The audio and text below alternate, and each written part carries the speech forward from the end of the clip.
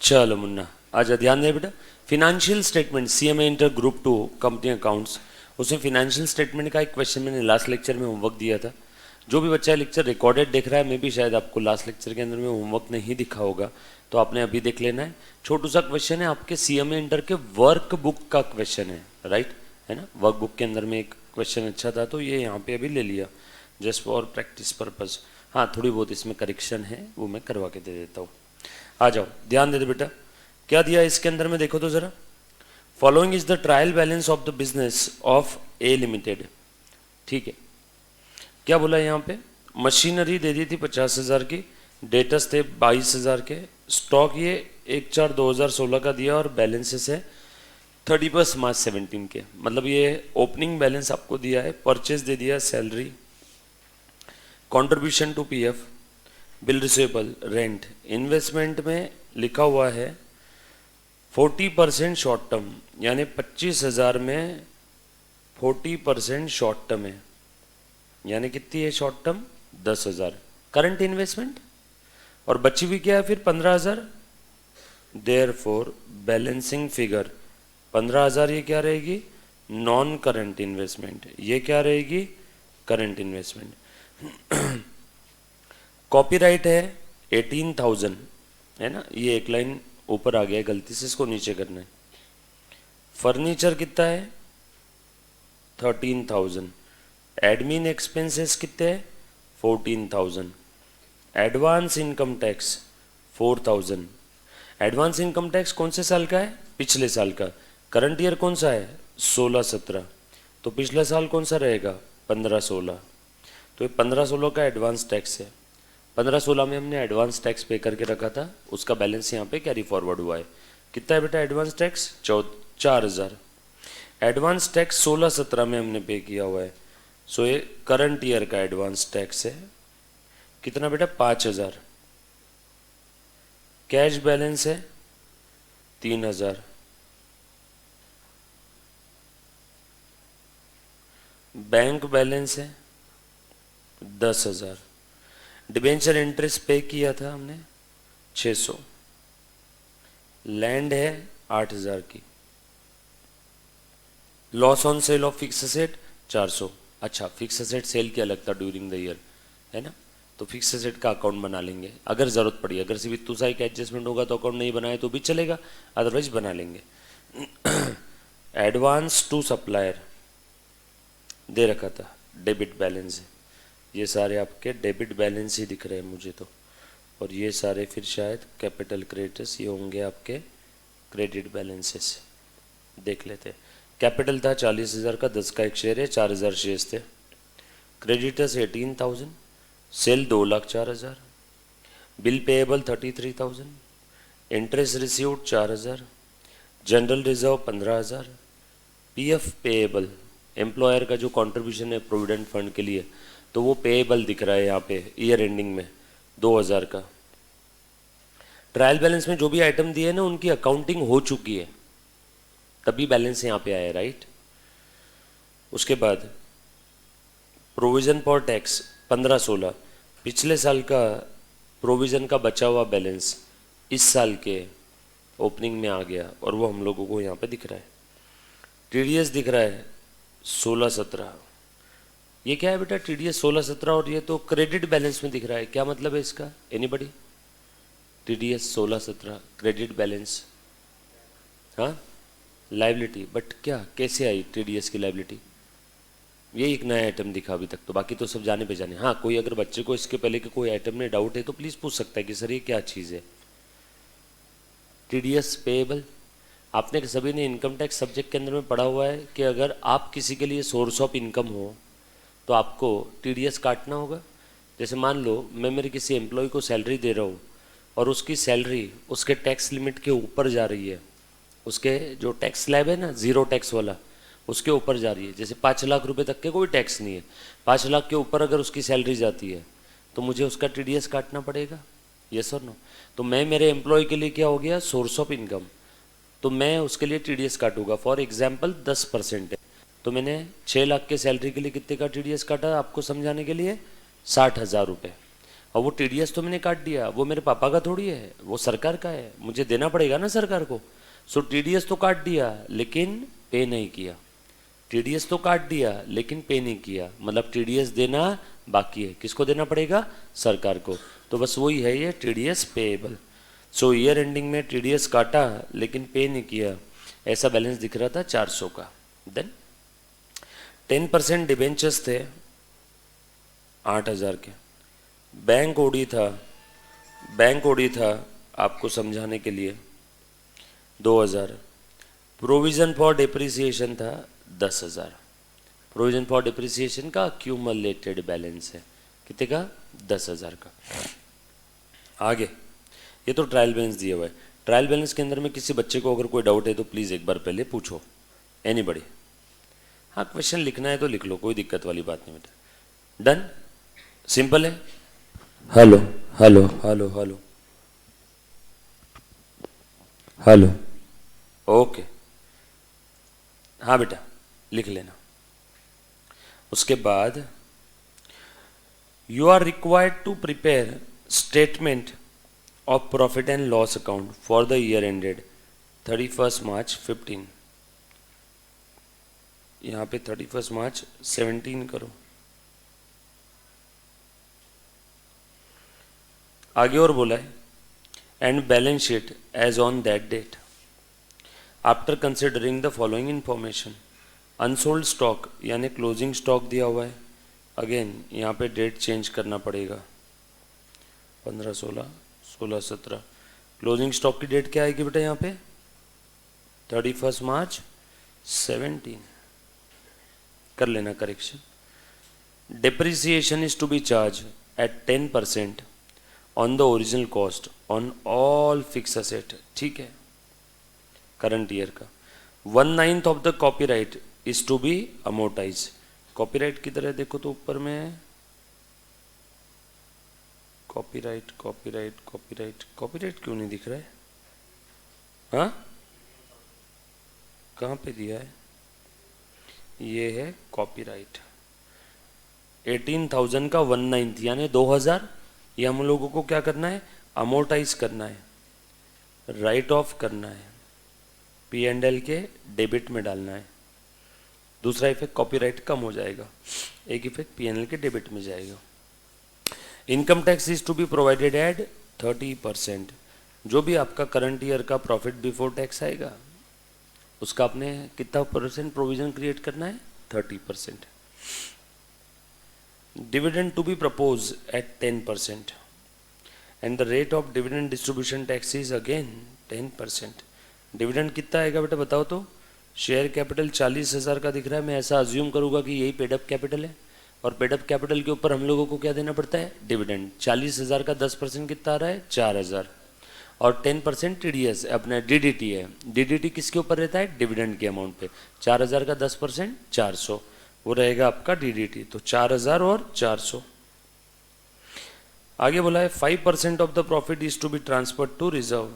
जो भी प्रॉफिट आएगा उसका 5% आफ्टर टैक्स कहाँ ट्रांसफर करना है? रिजर्व में, after tax but before dividend. आगे रेंट आउटस्टैंडिंग दिया है 1,000 का। Income tax for the year 15-16 is assess at 4,200। Income tax दिख रहा है 15-16 का 4,200। डन, ओके, आ जाओ, चलो हम लोग सॉल्व करते हैं अब इसको। आपका practice question for financial statement.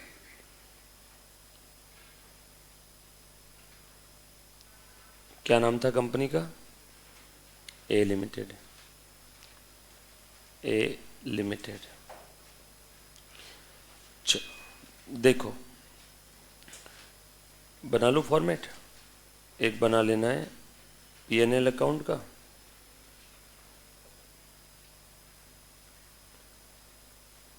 और एक बनाना है बेटा आपको बैलेंस शीट का।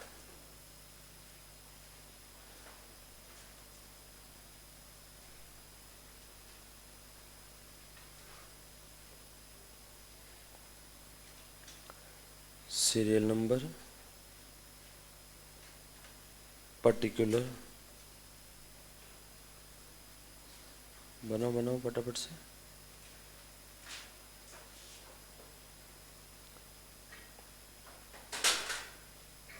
देखो अभी काम शुरू भी नहीं किया, उसके पहले चीज़ें गिरा रहे लोग।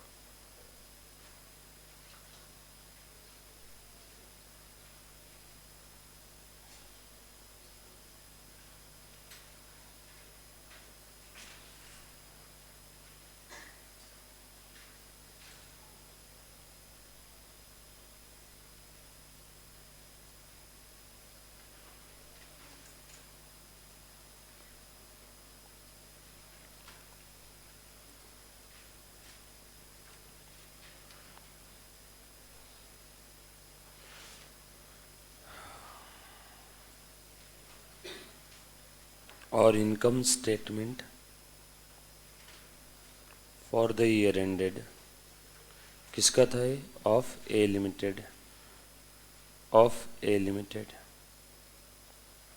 फॉर द ईयर एंडेड 31 मार्च 17। बना लो फटाफट से।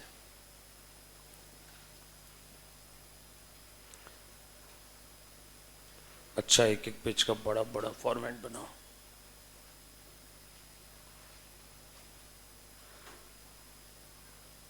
लिख लो फटाफट से। इक्विटी एंड लायबिलिटी लिखो जल्दी जल्दी से। पहला आइटम कौन सा रहेगा इसमें? Share holders funds. जगह छोड़ देना अच्छी खासी, 6-7 लाइन की। देन लिखो नॉन करंट लायबिलिटी,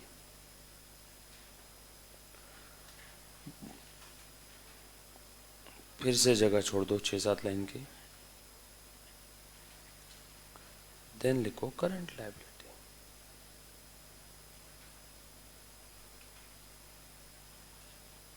फिर से जगह छोड़ दो 6-7 लाइन की। फिर लिखो एसेट्स, लिखो non current asset,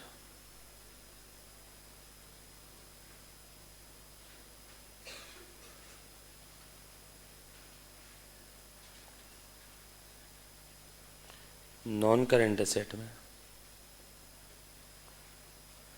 tangible, tangible में लिखो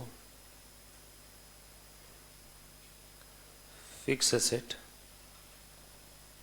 नहीं, नॉन करंट में फिक्स लिखो, फिक्स्ड एसेट।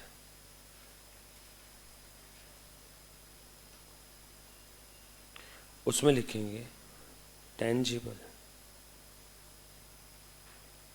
4-5 लाइन की जगह छोड़ेंगे। फिर लिखेंगे इनटेंजिबल, फिर 4-5 लाइन की जगह छोड़ेंगे।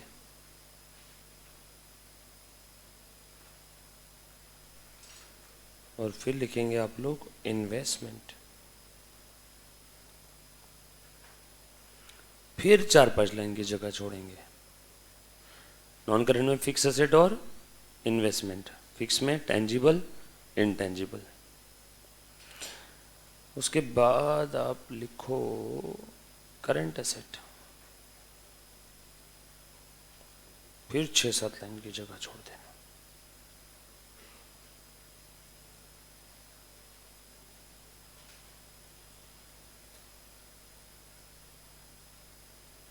ठीक है, एक बार फॉर्मेट देख लो। बना लिया सभी ने बैलेंस शीट का फॉर्मेट? डन? कितने एकदम फॉरवर्ड बच्चे, फटाफट से बना लेते एकदम।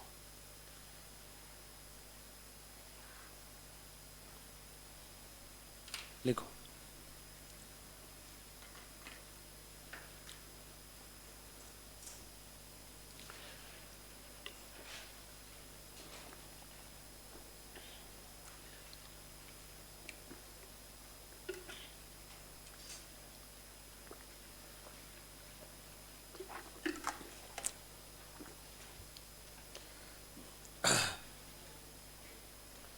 बने, पीएनएल का बना लो। स्क्रॉल करो नहीं, इसको बनाए, लिखो।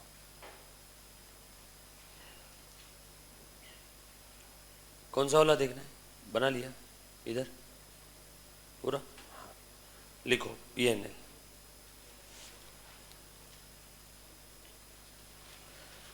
रेवेन्यू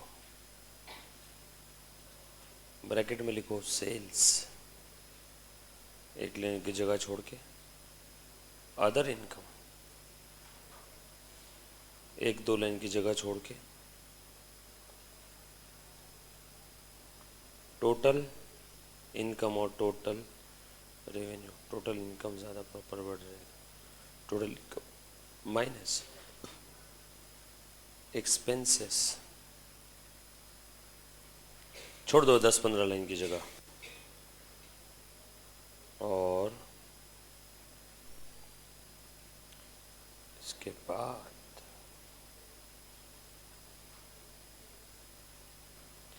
ये आ जाएगा आपका profit before tax and extraordinary item, F plus minus extraordinary item, छोड़ दो 4-5 लाइन की जगह, इज इक्वल टू आ जाएगा profit before tax minus tax expense, एक दो लाइन की जगह छोड़ के,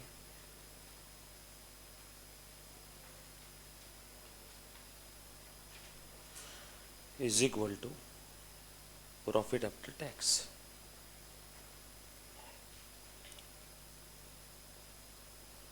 minus plus profit brought forward from previous year,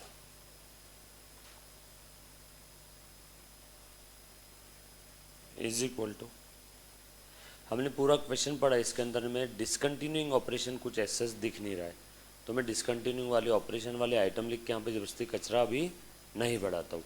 but sir exam में क्या करना है, एग्जाम में लिख देना है नीचे और एक item, profit from discontinuing operation, tax on profit from discontinuing operation, so net profit from discontinuing operation, ये लिख देना।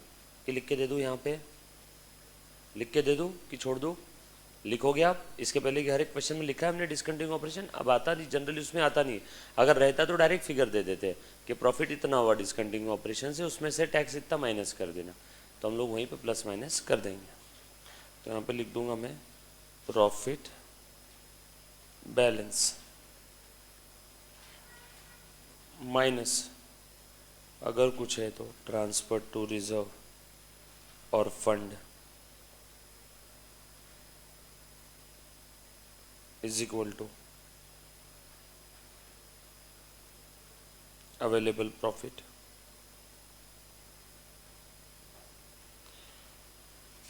एक दो लाइन की जगह छोड़ के लिखेंगे माइनस डिविडेंड इफ एनी, फिर एक दो लाइन की जगह छोड़ के लिख देंगे profit carry forward to balance sheet, खेल खत्म।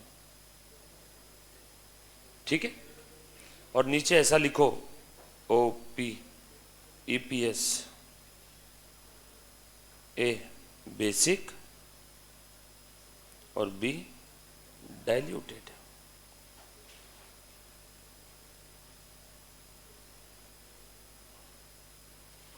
डन, लिख दिया सभी ने? हाँ, अब कौन सा देखना है पॉइंट ये बता दो।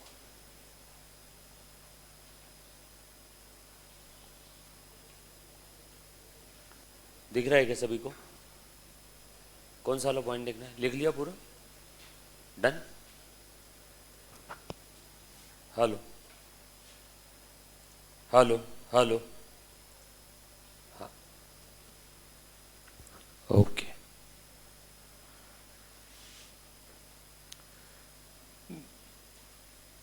चलो करूँ क्या चालू?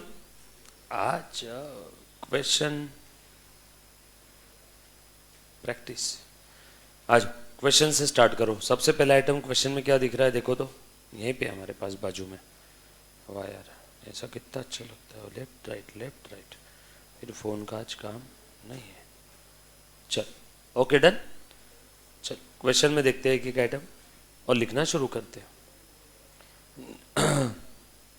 बोलो, मशीनरी एडजस्टमेंट था क्या मशीन पे?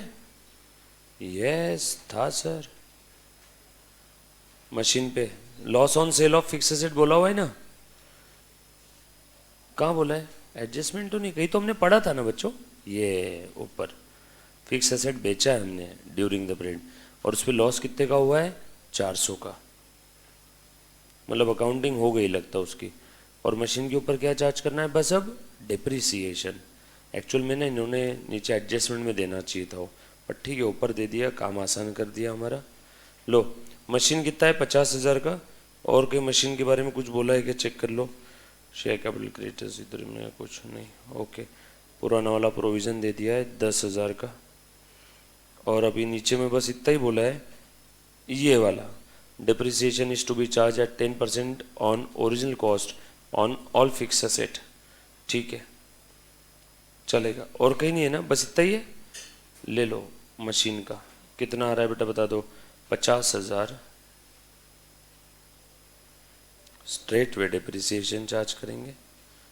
और नॉन करंट एसेट में, फिक्स एसेट में, टेंजिबल में, देखो यहीं लिख देता हूँ यार, चलेगा ना? मशीनरी कितना है? 50,000 बराबर। सर डिप्रिसिएशन तो चार्ज करो, कर रहा हूँ ना। ये देखो प्रोविज़न में लिखूँ या यहीं पे एसेट में से माइनस करूँ? एसेट में से माइनस करूँ, ठीक है। ये लो 50,000, बट एसेट में से माइनस कर दिया बच्चों तो एसेट तो आपकी नेट वैल्यू पे दिखेगी, बट ये लोग तो प्रोविज़न मेंटेन कर रहे हैं ना। समझ में आ रहा है क्या? ये लोग क्या मेंटेन कर रहे हैं? प्रोविज़न। तो एसेट ग्रॉस वैल्यू पे दिखा देता हूँ। एसेट में से माइनस करना या लाइबिलिटी में प्रोविज़न दिखाना, बात तो एक ही रहेगी। तो एसेट ग्रॉस वैल्यू पे दिखाता हूँ, देखो ऐसा लिख देता हूँ, एट कॉस्ट। और लाइबिलिटी साइड में दिखाओ, करंट लाइबिलिटीज एंड प्रोविज़न है ना, इसके अंदर में दिखा दो प्रोविज़न फॉर डिप्रिसिएशन। बोलो सर ये प्रोविज़न नॉन करंट में दिखाया है, चलेगा। करंट में दिखाया है, चलेगा। लिखो, बोलो कितना था बेटा पुराना वाला? सर आप देखो 10,000। और करंट ईयर में कितना चार्ज किया? 50 का 10%, 5,000। सो टोटल कितना हो गया? 50 + 5, 55,000। पुराना वाला प्रोविज़न सॉरी 10,000 था ना, 10 + 5 15,000। और इसका दूसरा इफेक्ट एक्सपेंस में डिप्रिसिएशन एंड अमोर्टाइजेशन। इसमें डिप्रिसिएशन कितना है बेटा? 5,000। अच्छा अब इसके अंदर में किसी को डाउट है तो पूछो एक बार। एनीबॉडी? सिंपल। फिक्स एसेट के ऊपर हमने डिप्रिसिएशन ले लिया। सर वो एसेट जो बेची उसका लॉस का क्या? लॉस का तो हो गया अकाउंटिंग। सर क्यों? आज तक तो आप हर एक क्वेश्चन में अकाउंट वगैरह बना लेते थे, इस बार आपने क्यों नहीं बनाया? क्योंकि आज तक जो भी लॉस होता था वो एडजस्टमेंट में दिया रहता था, उसकी अकाउंटिंग करना बाकी रहती थी। इस बार उन्होंने loss on sale of asset कहाँ दिया है बताओ? ट्रायल बैलेंस में। ट्रायल बैलेंस में दिया है मतलब उसकी एंट्री, लेजर, पोस्टिंग, बैलेंसिंग सब कुछ हो चुका, तो वापस करना है क्या? नो। तो ये बात समझ में आई? सर फिर वो लॉस कहाँ जाएगा? P&L के डेबिट में, लॉस में चल जाएगा। यस और नो? अकाउंटिंग हो चुकी है, फिर से नहीं करना। वही अगर कसम से एडजस्टमेंट में दिया रहता तो मैं बाकायदा फिक्स एसेट अकाउंट बनाता, फिर मुझे ये भी बोला रहता हूँ कितने बुक वैल्यू के एसेट कितने में बेचा, फिर उसके इफेक्ट भी डालता मैं प्रॉपरली। बट यहाँ पे ट्रायल बैलेंस में लॉस दिया हुआ है, मतलब loss on sale of fix asset का अकाउंटिंग हो चुका है, तभी तो ट्रायल बैलेंस में आया, नहीं तो आता ही नहीं था। क्लियर? चलो आगे। ओके नेक्स्ट आइटम पढ़ लो। डेटर्स, ये भी हमने ले लिया है 10,000, तो इसके ऊपर भी मैंने टिक लगा दिया। डेटर्स कितने बेटा? 22,000। डेटर पे ढूंढो कुछ एडजस्टमेंट है क्या? 5% profit transfer to reserve. Debtors पे आरडीडी वगैरह कुछ है? नो। कितना है बेटा? 22,000 लिख दो करंट एसेट में। Debtors 22,000। Next item stock, opening stock दिया नहीं है 10,000 का, कहाँ पे लिखेंगे? Changes in inventory. बोलो ओपनिंग कितना है? 10। क्लोजिंग कितना है? 19। डन, इतना ही है ना? Opening minus closing. ये देखो ए बेटा बोर्ड पे देख, opening 10, closing 19, opening minus closing. किधर है बेटा आपका डिफरेंस? 9,000। कहाँ पे आया? क्रेडिट में। बराबर है क्या? क्रेडिट में आया मतलब क्या है? पॉजिटिव है मेरे लिए, मतलब इसकी वजह से प्रॉफिट बढ़ रहा है। और हम लोग एक्सपेंस साइड में क्या लिखेंगे फिर इसको? नेगेटिव। ये बात समझ में आई तो प्लीज़ एक बार हाँ बोलो, नहीं समझ में आई वापस पूछो। ओपनिंग कितना था? 10। क्लोजिंग कितना है? 19। क्लोजिंग 19,000 है, बराबर है। ओपनिंग 10 था, नेट इफेक्ट क्रेडिट में आ रहा है, क्रेडिट यानी इनकम साइड। अब एक्सपेंस, ये हेडिंग कौन सा है? एक्सपेंस है। नेट इफेक्ट 9,000 पॉजिटिव आया है, इनकम साइड में आया है। अब एक्सपेंस में इनकम लिखना है तो कैसे लिखेंगे? नेगेटिव।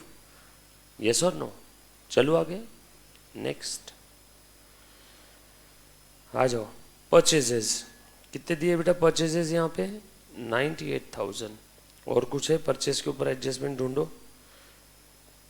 उधारी में माल खरीदा, क्रेडिटर से कुछ और रिकॉर्ड करना भूल गए। नो, लिखो परचेज 98,000।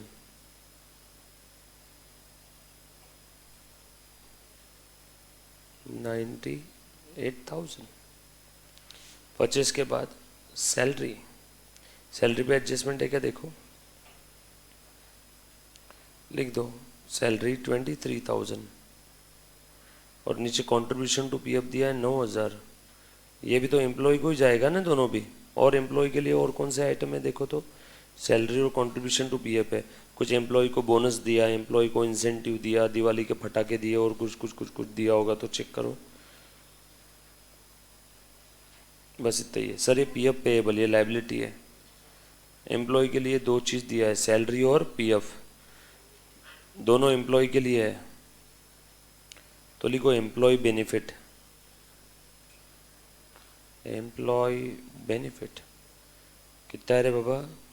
23,000 की सैलरी, 9,000 का पीएफ, 32,000।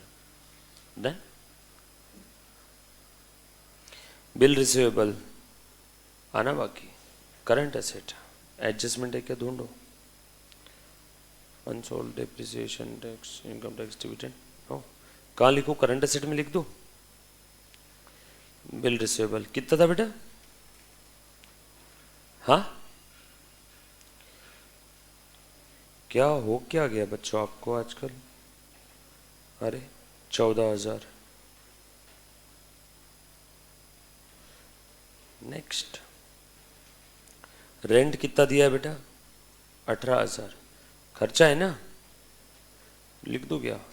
रेंट 18,000। रेंट आउटस्टैंडिंग वगैरह कहीं पड़ा था? हाँ 1,000। रुको, रेंट के ऊपर एडजस्टमेंट है। रेंट 18 प्लस 1, टोटल कितना आ जाएगा? 19। और आउटस्टैंडिंग रेंट कहाँ जाएगा? लायबिलिटी में। उसके बाद इन्वेस्टमेंट दिया हुआ है 40% शॉर्ट टर्म है 25,000 का, therefore balancing figure 60% non current investment आ जाएगा। तो 25 में से 10 और 25 में से 15। देखो तो ज़रा हेल्प करो, इसके अंदर मैं कहाँ लिखूँगा? इन्वेस्टमेंट में नॉन करंट इन्वेस्टमेंट 25 में से 10 शॉर्ट टर्म थी ना, तो 15,000 यहाँ लिख दूँ क्या? और करंट इन्वेस्टमेंट यहाँ लिख दो। वैसे एक बात बताओ, क्या यहाँ इन्होंने इन्वेस्टमेंट में देना चाहिए था लॉन्ग टर्म और शॉर्ट टर्म? चलो ठीक है, एक काम करते हैं, यहीं लिखते फिर। अरे यार कहाँ गया, हाँ, नॉन करंट और करंट इन्वेस्टमेंट 10,000, बरोबर। नॉन करंट और करंट सेपरेटली दिखाओ इन्वेस्टमेंट में। सर ऐसा क्यों? इन्वेस्टमेंट दिखाओ ना करंट असेट के अंदर में। एक अकाउंटिंग स्टैंडर्ड नंबर 13 है, अकाउंटिंग फॉर इन्वेस्टमेंट। तो वो AS 13 कहता है कि जब भी आप इन्वेस्टमेंट का अकाउंटिंग करोगे तो उसका डिस्क्लोजर कैसे दोगे? Under the heading investment. Current non current में ऐसे मत दिखाओ, अंडर द हेडिंग इन्वेस्टमेंट, और फिर इन्वेस्टमेंट में बाइफरकेट करके बताओ कितना करंट है और कितना नॉन करंट है। हाँ, बट अब क्या होता है, फ्रिक्वेंटली इंस्टीट्यूट भी ऐसा दे देती है। इनफैक्ट इस क्वेश्चन के अंदर में इंस्टीट्यूट ने ऐसा दिया है कि करंट इन्वेस्टमेंट करंट असेट में दिखाया। वो एक्चुअल में करंट असेट में नहीं आना चाहिए, इन्वेस्टमेंट में 2 हेडिंग करके बता दो, वैसा बता दिया। सर हमने करंट असेट में लिख दिया, चलेगा। उसके बाद फर्नीचर कितना है बेटा? फर्नीचर नहीं, फर्नीचर के बाद क्या है? कॉपीराइट। कॉपीराइट कितने के है? 18,000 पे। ढूंढो copyright. 1/9 of the copyright is to be amortise. 18,000 का 1/9 कितना होता है? 2,000। और कुछ है क्या कॉपीराइट पे एडजस्टमेंट? देखो, हाँ, शेयर कैपिटल क्रेडिटर्स इधर में तो कुछ ऐसा दिख नहीं रहा है, इधर में भी नहीं है, बस इतना ही है कॉपीराइट। 1/9 अमोर्टाइज कर दो। आ जाओ, कॉपीराइट कहाँ दिखाऊंगा मैं? इंटेंजिबल में। कितना दिखाओगे बेटा? मैं बोलो ना, 16,000 दिखा दूं क्या? 18 माइनस 2, 2,000 का दूसरा इफेक्ट, अमोर्टाइजेशन।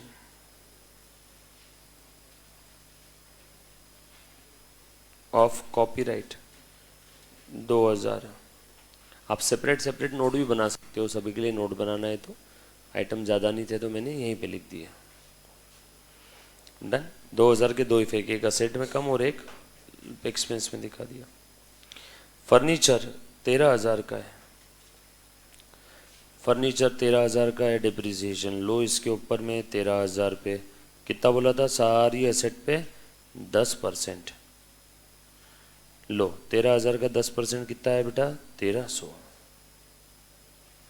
डिप्रिसिएशन प्रोविजन में भी ऐड कर देंगे हम लोग।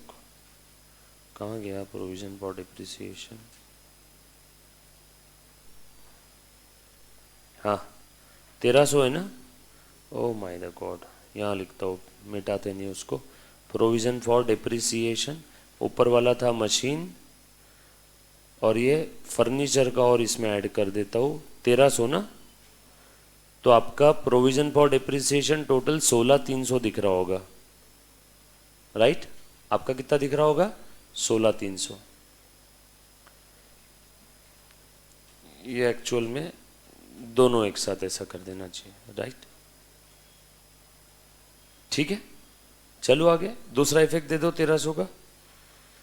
डिप्रिसिएशन आपका दिख रहा होगा 6,300, सही बोल रहा हो क्या?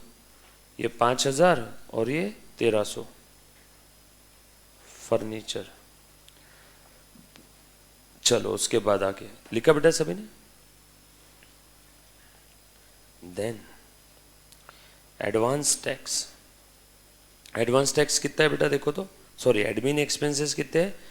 14,000। एडमिनिस्ट्रेशन एक्सपेंसेस पे कोई एडजस्टमेंट नो, लिखो admin expenses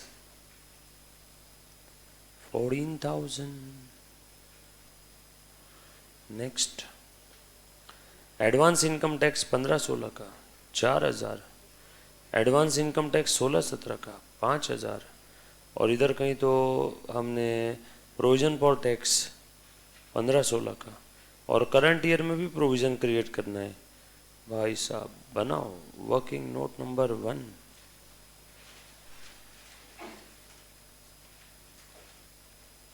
advance tax, provision for tax, advance tax, asset, debit balance, बढ़ती है डेबिट, कम हुआ credit. Provision for tax liability, credit balance बढ़ता है क्रेडिट, कम हुआ डेबिट। लिख दो। बनाए सभी ने अकाउंट ये? Working note 1, working note 2।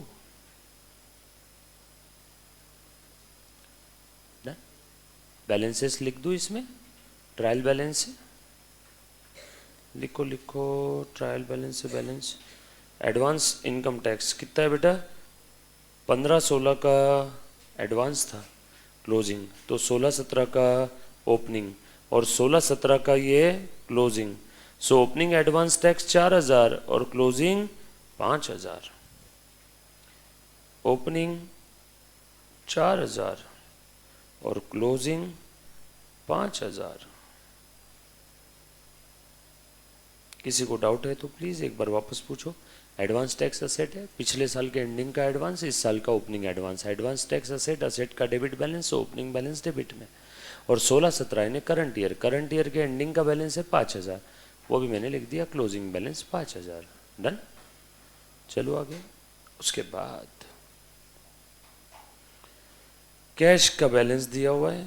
Sir वो एडवांस टैक्स का कर लो ना, अभी नहीं ना कर सकता, क्योंकि प्रॉफिट जब तक पता नहीं तब तक आप करंट ईयर का टैक्स निकाल नहीं सकते, इसीलिए मैं अभी उसको नहीं छेड़ूंगा। प्रॉफिट पता है कि आप में से किसी को अभी? नो। प्रॉफिट कब आएगा? करंट ईयर का एंडिंग में, पीएनएल के बाद।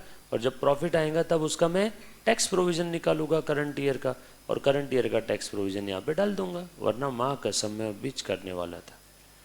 बट आगे बढ़ते। कैश का बैलेंस कितना दिया है? 3000। इसलिए मैं बोलता हूँ रोज अच्छे से सो के आया करो तो सम बराबर होते, नहीं तो गलतियाँ करते। लो। बट हाँ, ज़्यादा सोया तो उसकी एक कॉस्ट है, नहाए बगैर आना पड़ता।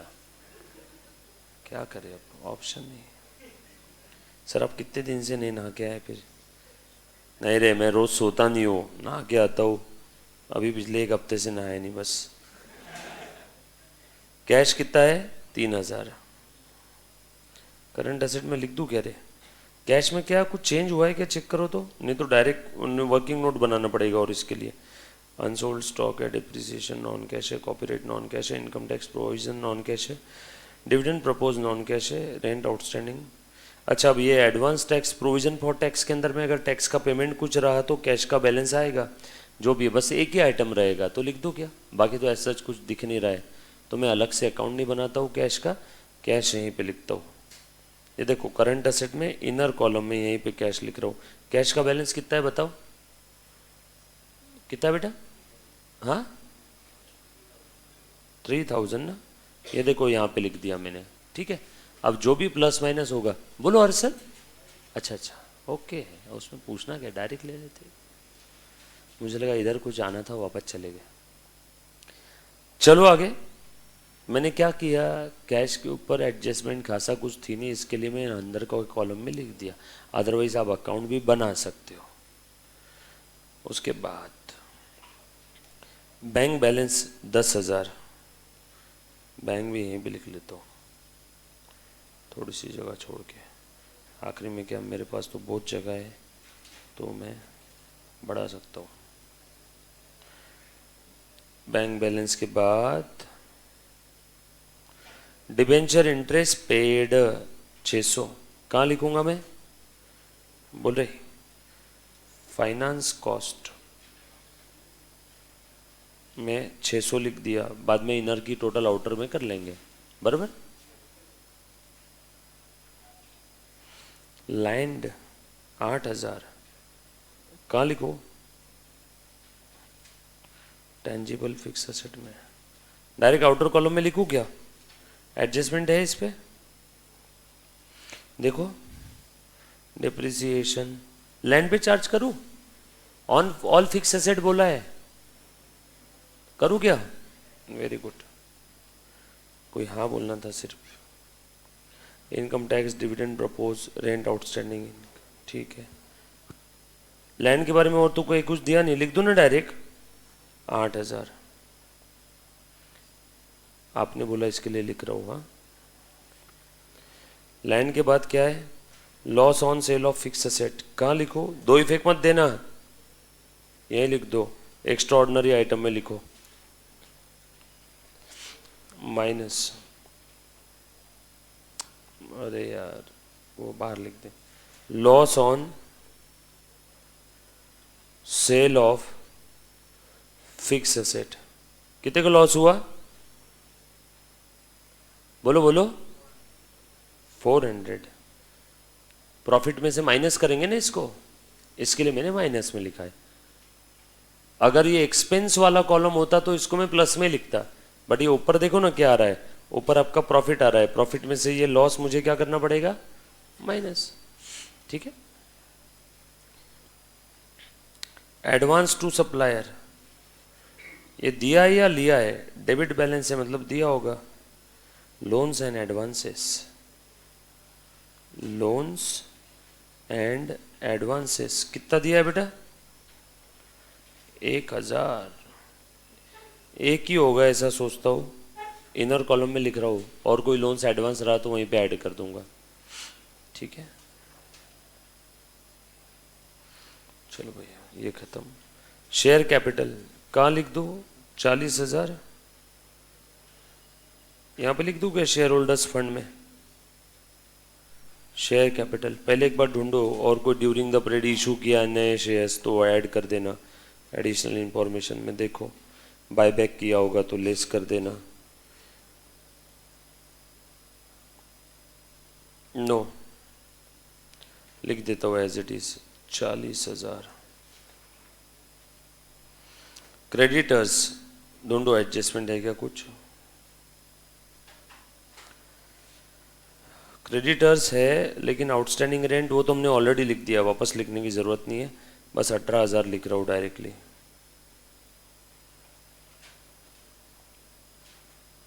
इनर कॉलम में लिखता हूँ, और अगर कुछ रहा तो ऐड कर देंगे। सेल्स 2,04,000, और आगे क्या बोला है, बिल पेएबल। सेल्स यहाँ लिखो, कोई है क्या और आगे दूसरा कुछ सेल्स के बारे में, हाँ लिख दो फिर डायरेक्टली। ठीक है, 2,04,000। Bill payable 33,000।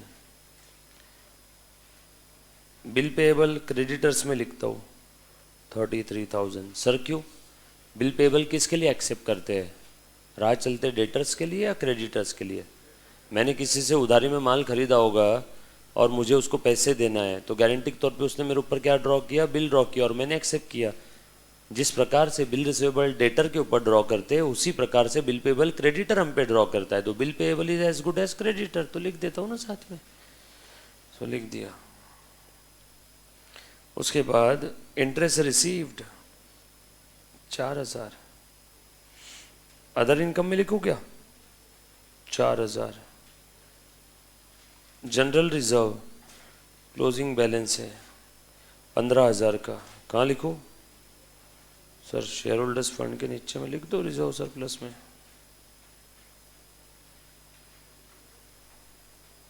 Reserves and surplus कितना है बेटा, अरे यार बोलते भी नहीं आप लोग, 15,000। सही इनर कॉलम में क्यों लिखा, ट्रांसफर टू रिजर्व वगैरह कुछ कुछ कुछ कुछ बोला है ना इन्होंने, करके इनर में लिखा, नहीं तो नहीं लिखता था, ये एडिशनल इंफॉर्मेशन में लिखा है। ठीक है। PF payable 2,000।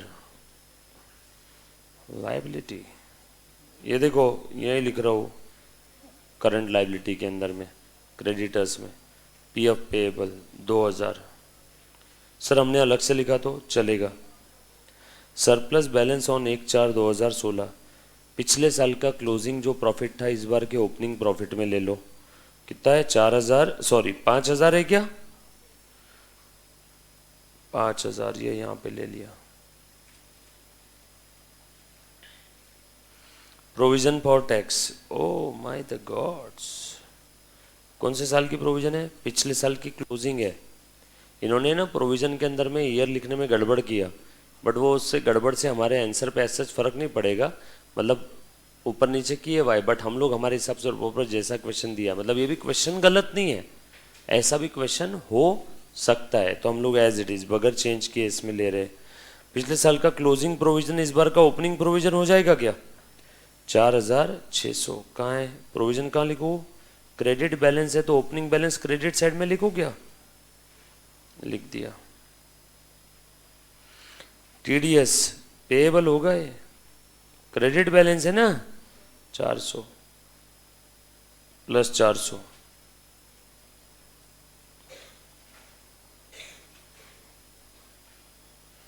हाँ। डिबेंचर्स का इंटरेस्ट के बारे में कुछ बोला है क्या? दे दिया लगता सब कुछ इन्होंने। डिबेंचर कितना है? 8000। By the way debenture interest के बारे में दिया है क्या? कहीं हमने पढ़ा था ना रे। Machinery data stock purchase salary contribution interest के बारे में पढ़ा, हाँ। कितना है? 600।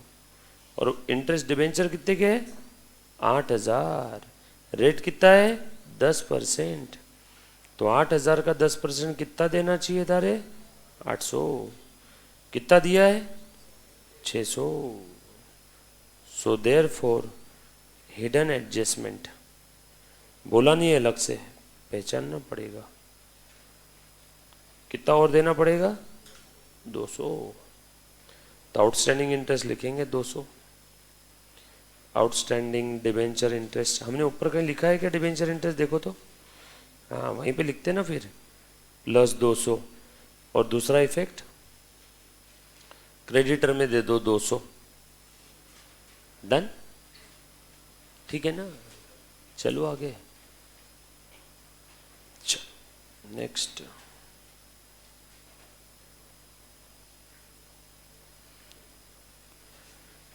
कहाँ गया रे प्रभु? हाँ, बैंक ओडी कुछ है क्या? इंटरेस्ट रेट वगैरह इसका दिया हुआ है क्या कुछ? Bank bank bank bank bank bank bank bank नहीं है, लिख दो 2000। बैंक ओडी 2000 लिख रहा हूँ, हाँ। उसके बाद प्रोविजन फॉर डिप्रिसिएशन तो हमने लिख दिया ऑलरेडी, मन ने लिखा है ना, लिखा है, लिखा है। ट्रायल बैलेंस खत्म। एडिशनल इंफॉर्मेशन में देखो क्या क्या बचा हुआ है। अनसोल्ड स्टॉक के 2 इफेक्ट दे दो। एक हमने पीएनएल में दे दिया ऑलरेडी, ओपनिंग माइनस क्लोजिंग। एक लिखो करंट असेट में, करंट असेट क्लोजिंग स्टॉक कितने का है बेटा? 19। ली पटा ये हो गई एडजस्टमेंट पूरी, डन। डिप्रिसिएशन का हो गया था क्या? Done. 1/9 of copyright to be amortise, depreciation के दोनों इफेक्ट दे दिए ना, प्रोविजन में भी लिख दिया और इधर पीएनएल में भी लिख दिया, right. 1/9 of the copyright is to be amortise, इसके 2 इफेक्ट दिए क्या हमने? एक तो 1/9 यानी कितना आया? 2000 ना, अमोर्टाइजेशन 2000। और दूसरा कॉपीराइट इधर कम किया क्या हमने? कर दिया, हो गया, ये भी हो गया। Income tax to be provided at 30%, ठीक है। ये तो टैक्स प्रॉफिट के बाद की एडजस्टमेंट है, ये भी प्रॉफिट के बाद की है, ये भी प्रॉफिट के बाद की है, ये हमने ऑलरेडी कर दी, और ये भी प्रॉफिट के बाद की है। ये लास्ट ईयर का है ना, income tax for the year 15-16। Actual में अब यहाँ पे ना 15-16 नहीं, मेरे ख्याल से 16-17 चाहिए था। चलो ठीक है, मैं यही कर लेता हूँ, 15-16 ही समझता हूँ, कोई ऐसा खासा फर्क नहीं पड़ेगा। लास्ट ईयर का इनकम टैक्स कितना था? 4200। Income tax for the last year is assessed at 4200।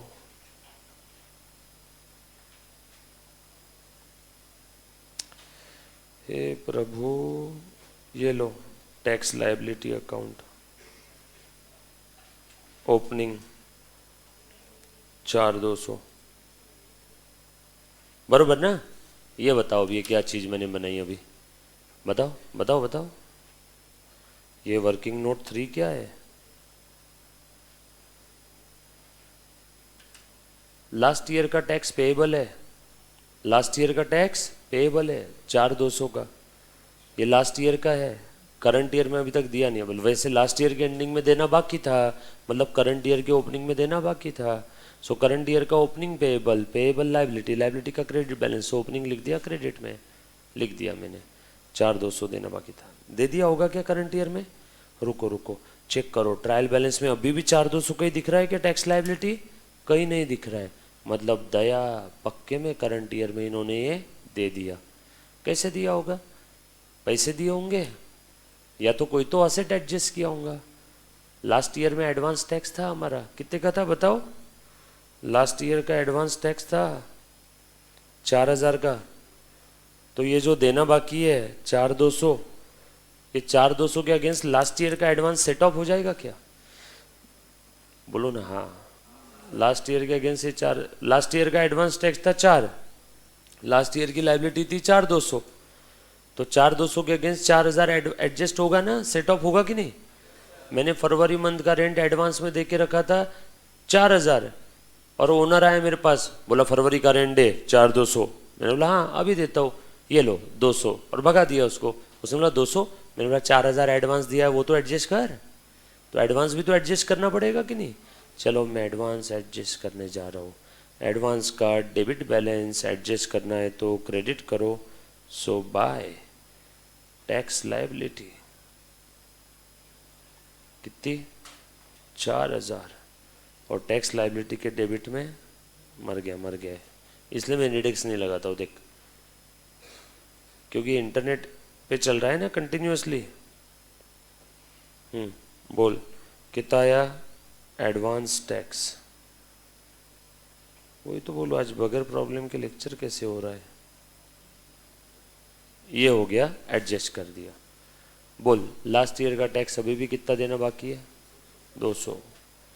ये 4,000 के 2 इफेक्ट दे दिए मैंने। हाँ अब मैं 200 पे कर रहा हूँ टू बैंक अकाउंट। ये लास्ट ईयर की थी, ये 200, ये बैलेंसिंग फिगर है। दूसरा इफेक्ट बैंक में दे, इसको क्लोज कर। दूसरा इफेक्ट बैंक में दो 200 का। बैंक किधर है? बैंक बैंक बैंक बैंक, ये बैंक माइनस 200, ठीक है? ये बरोबर है? ये समझ में आया सभी को? 200 के 2 इफेक्ट दे दिए। लाइबिलिटी भी मैंने ले लिया, ये देखो लास्ट ईयर की टैक्स लाइबिलिटी थी ना 4,000 की, 200 के 2 इफेक्ट दे दिए बैंक में। चलो आगे। उसके बाद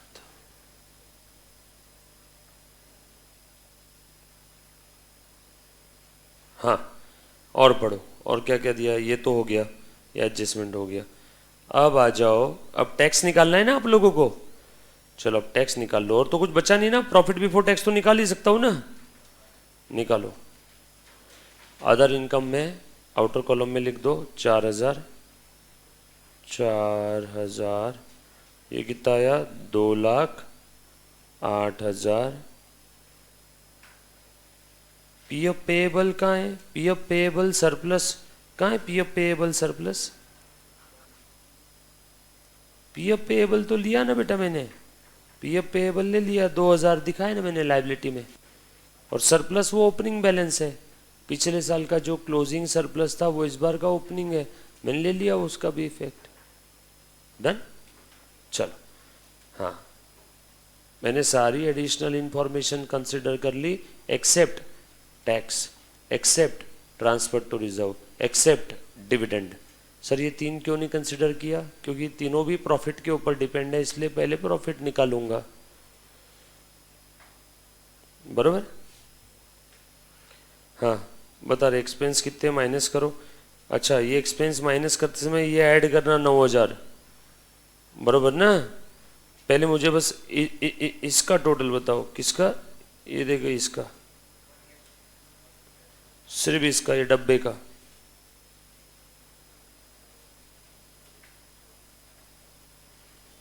ये आपका इनकम है पॉइंट सी, और ये आपके एक्सपेंसेस है पॉइंट डी। एक्सपेंस का नेट टोटल 9,000 माइनस करना है उसमें। हाँ एक्सपेंस में कोई बाहर के कॉलम में लिखना छूटा है तो देखो, फाइनेंस कॉस्ट लिखना बाकी था ना, ये भी लिख लो 600 और 200 800। इनर का टोटल आउटर कॉलम में लिखना बाकी है क्या? लिखो, नहीं बाकी है ना? चलो मुझे बताओ अब इसका टोटल करके। इनर का टोटल आउटर में बाकी नहीं है ना कोई? 5 और 98, 98 5 103 प्लस 32 प्लस 21 22 300 प्लस 14,800 माइनस 9,000 163 100 है क्या? थैंक यू भाई। माइनस ये 2,08,000 में से माइनस करो 44,900 बराबर है। 44,900 में से 400 माइनस करो,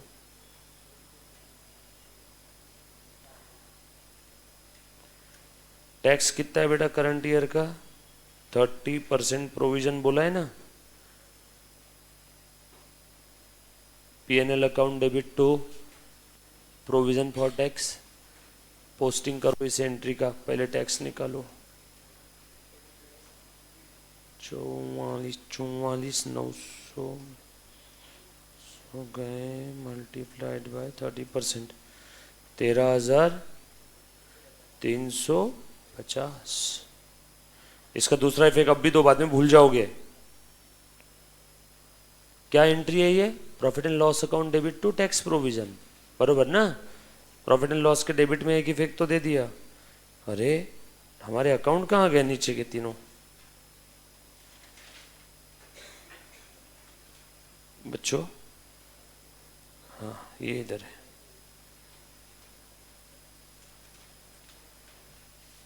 ठीक है, प्रोविजन के क्रेडिट में बाय पी एंड एल कितना है? 13,350। ठीक है, दूसरा इफेक्ट भी दे दिया। फिर से ऊपर जाओ, पैट कितना आया? 31,150। अब वो पढ़ो कौन सी एडिशनल इंफॉर्मेशन थी? 31,150 और ये 5,000 पहले का था है ना, 36,150। ये टैक्स वाला हो गया, ये हो गया। ट्रांसफर टू रिजर्व पहले देखेंगे, नहीं सर डिविडेंड पहले देखेंगे। वेट, डिविडेंड बाद में आता है, पहले रिजर्व में ट्रांसफर करते हैं, बाद में बचा हुआ डिस्ट्रीब्यूटेबल प्रॉफिट है। सो भले ही इन्होंने डिविडेंड वाला एडजस्टमेंट पहले दिया होगा, लेकिन पहले क्या करना है? ट्रांसफर टू रिजर्व, क्योंकि रिजर्व में ट्रांसफर करने के बाद हमारे पास जो बचता है वो प्रॉफिट होता है अवेलेबल फॉर डिविडेंड। सो पहले transfer to reserve 5% of profit. मेरा आपसे सवाल है, कौन सा प्रॉफिट? ये प्रॉफिट, ये प्रॉफिट कि ये प्रॉफिट? बोलो, ऊपर वाला, बीच वाला कि नीचे वाला?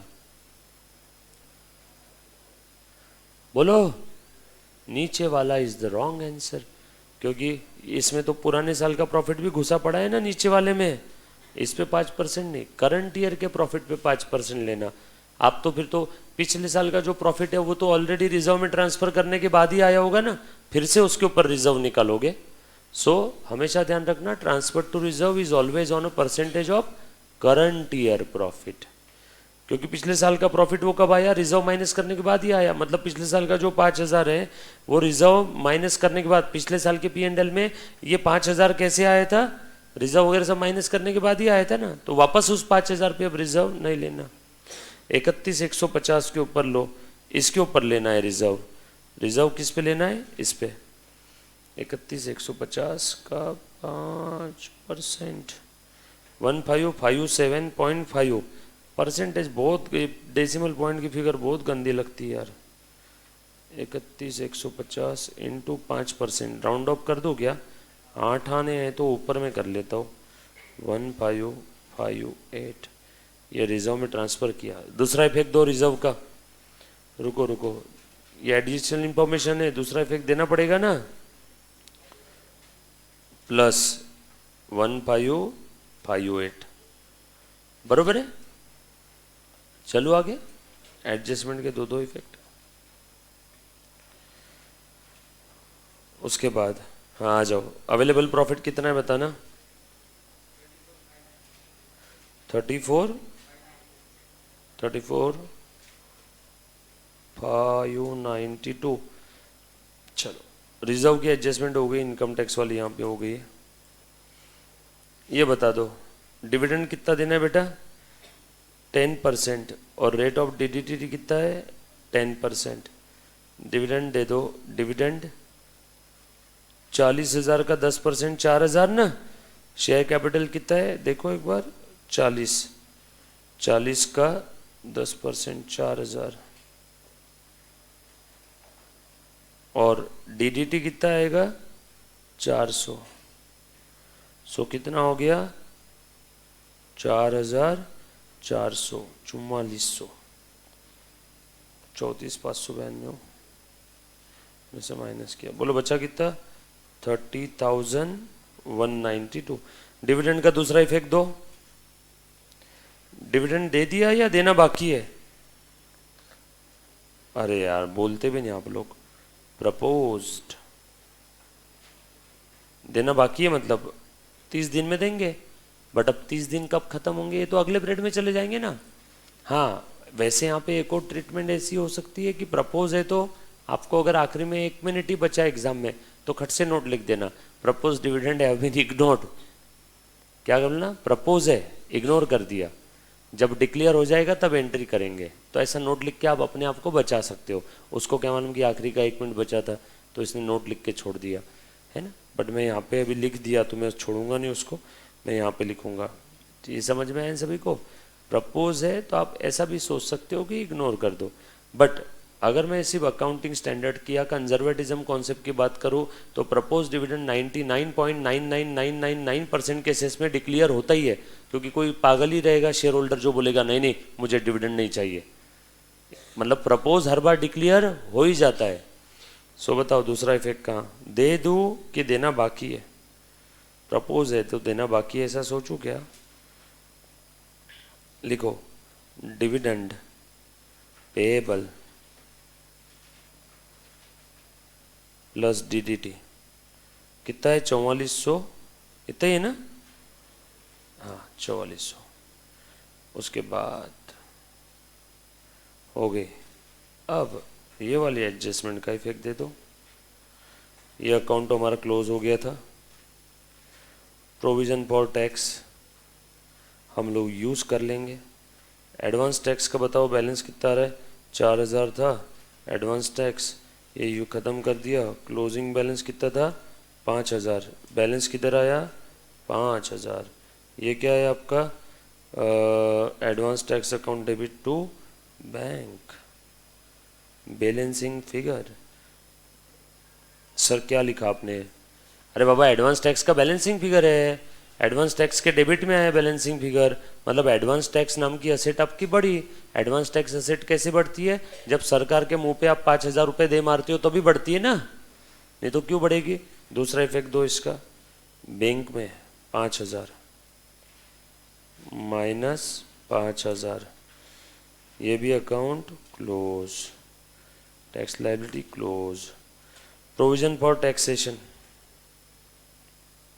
बताओ कितना है बैलेंस, 13 और 4 17, 17,000, और ये इधर 950, 17,950। बोल रहे बेटा provision for tax account debit to bank, हमने प्रोविजन फॉर टैक्स यूज कर लिया ना, पेमेंट किया होगा टैक्स का, बैलेंसिंग फिगर। दूसरा इफेक्ट बैंक में दो, 17,950 माइनस, बैंक में तो जगह ही बहुत कम है, कैश में कम कर दूँ क्या, नहीं नहीं सर ऐसे कुछ भी मत करो, ठीक है। उसको बैंक में माइनस 17,950 करो, टोटल करके बताओ बाहर कितना आ रहा है।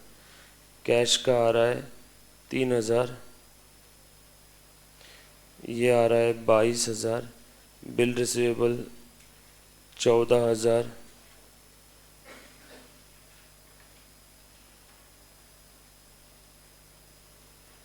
Outer column. बैंक का टोटल बताओ। 10 माइनस 2 ओडी आ रहा है भैया बैंक में। 10 माइनस 200 माइनस 5000 कितना आ रहा है? 13150 का ओडी बैलेंस है ना। लिखो माइनस, नई चीज बता रहा हूँ आज आपको। लिखो असेट साइड में माइनस फिगर 13150। सर अगर ऊपर ओडी में ऐड कर दिया तो चलेगा, लाइबिलिटी में, ठीक है। अब करो, और जो डिफरेंस आएगा ना क्वेश्चन के ट्रायल बैलेंस में सस्पेंस में डाल देना, तो क्वेश्चन हो जाएगा कंप्लीट। वैसे आना तो नहीं चाहिए क्योंकि हर चीज़ के 2 इफेक्ट दिए, बट हाँ एक 4200 का जो लाइबिलिटी का है वो उन्होंने उसके बारे में दूसरा कुछ बताया नहीं है। निकालो कितना आ रहा है। जनरल रिजर्व का टोटल बताओ, ऑर्डर कॉलम में कितना आया? 15,000 प्लस 1558, 16,558। नॉन करंट लाइबिलिटी की कुछ भी नहीं थी मेरे पास, डिबेंचर्स नहीं लिखे हमने बच्चों, डिबेंचर्स थे ना हमारे पास। कहाँ है डिबेंचर? लिखो 80,000 के कितने परसेंट डिबेंचर है? 8% ना, 10% डिबेंचर 8,000 के है। तो ये क्यों नहीं लिखा हमने? वही तो बोलो यार, डिबेंचर पढ़ा था हमने 8,000। एक बार चेक करो, कुछ छूटा नहीं ना। ये हो गया, ये भी हो गया। चलो देख लेंगे यार, माँ की जय। बताओ, करो टोटल करो लाइबिलिटी साइड की। 40,000 प्लस 16,558 प्लस 8,000। इनर की टोटल आउटर में लिखना ना भूले। कितना आया? 64,000। इधर कुछ बचा है इनर का आउटर में? क्रेडिटर्स लिखो तो बेटा 18 और 33 प्लस 18 और 33 51 और 2 53, 53,600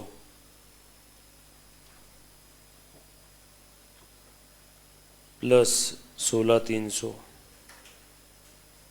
प्लस 1,000। आप कर सकते हो टोटल खुद से होके भी, प्लस 2,000 प्लस 4400। कितना है बेटा टोटल? चेक करो इतने आए क्या? शायद मैंने कोई तो आइटम छोड़ दिया है, चेक करो। 141,858 करो, टोटल करो। 40, 16, 56, 558 प्लस 8,000 प्लस 15, 1, 16, 17, 300 और इसकी टोटल आउटर कॉलम में 18, 3, 33, 51, 2, 53, 53,600 ना। 10, 53,600 प्लस 4, 2, 6, 6, 400। 141,858 असेट साइड में करो। 50 और 8, 58,000। इनर की टोटल आउटर कॉलम में ले लेना, हाँ कुछ छूटना नीचे कहीं पे। 58,000 plus 16,000 plus 25,000 plus 22,000 plus 14,000 plus 3,000 plus 19,000 minus 13,150। 143,850 आ रहा है ना यहाँ पे।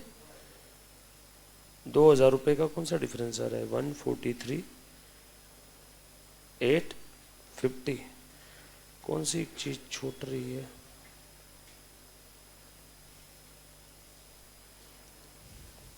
चार हजार दो सौ, 4,200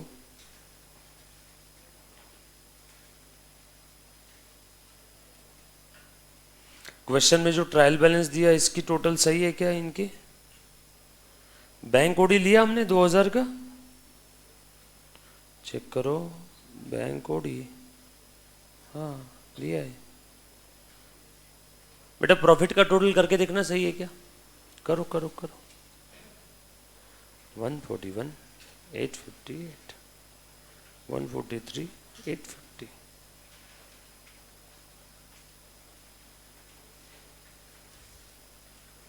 मैं जब तक क्वेश्चन के ट्रायल बैलेंस का एक बार टोटल कर लेता हूँ। 40 plus 18 plus 2,04,000 plus 33 plus 4 plus 15 2 17 5 22 plus 4 600 plus 400 plus 8 और 2 10 और 10 20 346। एडवांस टू सप्लायर लिया बेटा हमने 8 रुपए का, तो ये एक डिफरेंस होगा। इसका इफेक्ट दिया है कि हमने 1558 का यहाँ से कम कर दिया। अच्छा ये लिखा है कि हमने ये क्लोजिंग बैलेंस ट्रांसफ़र करना है बैलेंस शीट में 30,192, ये रिजर्व में ट्रांसफ़र किया है कि हमने, ये भी तो करना पड़ेगा ना। प्रॉफिट के अंदर में P&L अकाउंट 30,000, यार बच्चों व्हाट इज दिस मैन,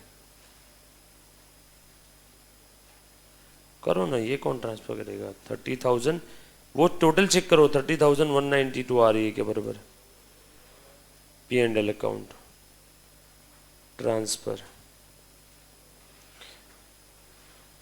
ये तो बराबर है ट्रायल बैलेंस की क्रेडिट वाली टोटल। डेबिट वाली बराबर है क्या बच्चों, चेक किया क्या आपने? जाओ यार आप, मैं नहीं गिल रहा, आप लोग चेक भी नहीं करते हो, करो ना जल्दी जल्दी से। Plus 14,000 plus 18,000 plus 25,000 plus 18,000 plus 13 14 27 4 31 5 36 3 39 50 600 8 57 600 plus 1400 346, ये बराबर है। हमने क्लोजिंग बैलेंस भी यहाँ का ट्रांसफ़र कर दिया है। कोई तो एक लाइबिलिटी में आइटम लिखना छोटा है अपना 30,192,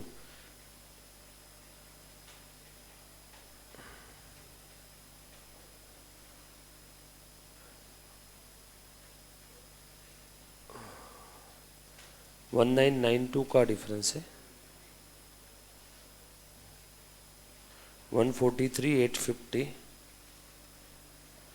प्लस 30,192। बेटा बैलेंस शीट का टोटल भी कितना रहा है 174,042 आ रहा है ना। असेट साइड में कोई आइटम लिखना छूटा है क्या, एक बार चेक करो तो। देखो बेटा असेट साइड में कोई आइटम छूटा है क्या, एक बार बताओ, क्वेश्चन में चेक करो। नहीं हर्ष 1992 का नहीं है, कोई तो असेट में आइटम छूटा है, एक बार चेक करो।